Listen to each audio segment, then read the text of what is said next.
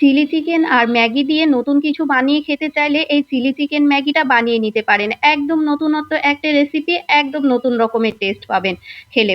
তো chilli chicken Maggi বানানোর জন্য ফার্স্টে আমি চিলি চিকেনের জন্য মাংসটাকে রেডি করে নেব। তো boneless একটা পিস নিয়ে নিয়েছি। এবার এটাকে আমরা চিলি চিকেন যেভাবে বানাই সেভাবে কিন্তু ছোট, ছোট পিস করে নিতে হবে।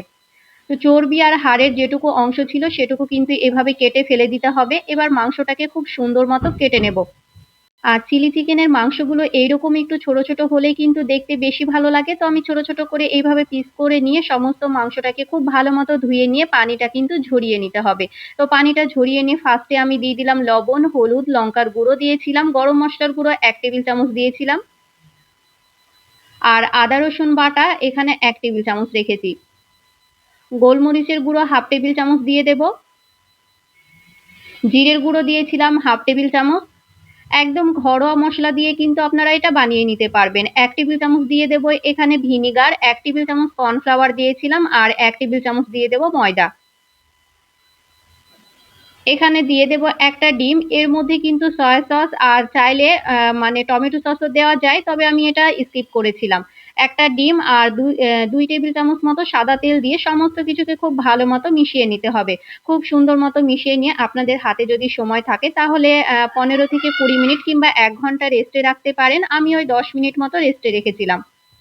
এবার ওইদিকে ওটা মাংসটা মাখানো থাকতে, থাকতে এইদিকে আমি কয়েকটা ম্যাগির প্যাকেট নিয়ে নিয়েছি। যেহেতু ম্যাগির প্যাকেটটা বড় ছিল সেখান থেকে আমি কয়েক পিস বের করে নিয়ে গরম পানিতে এটা ভিজিয়ে রাখতে হবে। একদম খুব যে টগবগানো গরম পানি সেটা না, অল্প একটু পানিটা যখন বুদবুদ আকার হয়ে আসবে সেই পানিটাতে কিন্তু ম্যাগিটাকে আমি ডুবিয়ে রাখবো কিছুক্ষণ। মানে বাদবাকি উপকরণগুলো রেডি রাখতে রাখতে আমি ততক্ষণই ম্যাগিটাকে ডুবিয়ে রেখেছিলাম। এইদিকে একটা কড়াই নিয়ে নিয়েছি সাদা তেল। তেলটাকে খুব ভালো মতো গরম করে নিতে হবে। তেলটাকে খুব ভালো মতো গরম করে নিয়ে এক এক করে মাংসের পিসগুলোকে দিয়ে গ্যাসের আঁচটা মিডিয়াম ফ্লেমে রেখে কিন্তু চিকেনগুলোকে খুব সুন্দর মতো ভেজে নিতে হবে। হাই ফ্লেমে ভাজা যাবে না, এইরকম মিডিয়াম ফ্লেমে রেখে একটু সময় নিয়ে ভেজে নেবেন, তাহলে কিন্তু ভেতর থেকে যেমন সেদ্ধ হবে ওপরটাও সুন্দর ক্রিস্পি হবে, খেতে বেশি ভালো লাগবে। তো গ্যাসের আঁচটা মিডিয়াম ফ্লেমে রেখে দেখুন আমি কিন্তু সুন্দর মতো করে ভেজে নিয়েছি। উল্টিয়ে পাল্টিয়ে একদম যতক্ষণ না ওপর থেকে একটা সুন্দর কালার আসে আমি ততক্ষণ কিন্তু ভেজে নিয়েছি। আমার কিন্তু চিকেনগুলো ভেজে নেওয়া হয়ে গিয়েছে। এই তো তুলে নেব।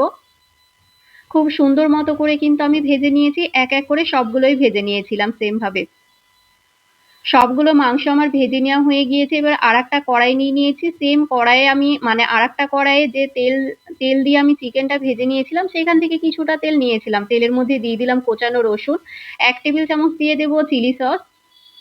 1 থেকে 1.5 টেবিল চামচ মানে ওই 1.5 টেবিল চামচ দিয়ে দিয়েছিলাম সয়া সস। 1.5 থেকে 2 টেবিল চামচ দিলেও হবে।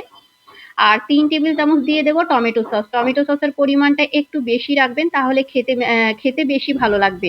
তো আমি ওই 3 টেবিল চামচ টমেটো সস দিয়েছিলাম। সসগুলো যেন জ্বলে না যায় সে কারণে কিছুটা পরিমাণে পানি দিয়ে দিলাম। তো যেই পানিটা দিয়ে আমি ম্যাগিটা ভিজিয়ে রেখেছিলাম সেই পানি কিন্তু দিয়েছিলাম, বাইরের পানি দেওয়া যাবে না। একটু নেড়েচেড়ে নিয়ে এখানে ক্যাপসিকাম আর পেঁয়াজটাকে আমি কিউব করে কেটে নিয়েছি সেটাই দিয়ে দিলাম। আমি অর্ধেক ক্যাপসিকাম আর একটা পেঁয়াজ দিয়েছিলাম। একটু নেড়েচেড়ে নিয়ে 1/2 টেবিল চামচ গোলমরিচ গুঁড়ো দিয়ে দেব। খুব সুন্দর মতো নেড়েচেড়ে নিতে হবে। এবার এটার মধ্যে দিয়ে দেব ম্যাগির যে মশলাগুলো থাকে সেটাই দিয়েছিলাম। আমি এখানে 2 প্যাকেট ম্যাগির যে মসলা সেটাই দিয়ে দিয়েছি। মানে যেহেতু অল্প ম্যাগি নিয়েছিলাম সেই কারণে 2 প্যাকেট রেখেছি। খুব ভালো মতো নেড়েচেড়ে নিয়ে ম্যাগিটাকে দিয়ে দেব। ভিজিয়ে রাখা ম্যাগিটা আমি পানি সমেতই দিয়েছিলাম। এবার সমস্ত কিছুকে খুব ভালো মতো মিশিয়ে নিতে হবে। খুব সুন্দর মতো মিশিয়ে নিয়েছিলাম। গ্যাসের আঁচটা মিডিয়াম ফ্লেমে রেখে খুব ভালো মতো মিশিয়ে নিতে হবে। একদমই যে তেমন বাইরের কোনো মসলা লাগবে সেটা না। একদম ঘরোয়া মসলা দিয়ে কিন্তু আপনারা বানিয়ে নিতে পারবেন। খেতে দুর্দান্ত হয়। খুব ভালো মতো মিশিয়ে নিয়ে এই তো এবার নামিয়ে নেব। এটা ঠান্ডা হয়ে এলে আরেকটু কিন্তু শক্ত হয়ে আসবে। আর এরকম নরম, নরম থাকলেও কিন্তু খেতে বেশি ভালো লাগে। কতটা ইয়াম্মি লাগছে দেখলে, হ্যাঁ, মানে দেখলেই বুঝতে পারছেন। খেতেও কিন্তু ভীষণ ভালো হয়েছিল। রেসিপিটা কেমন লাগলো অবশ্যই কমেন্ট করে জানাবেন।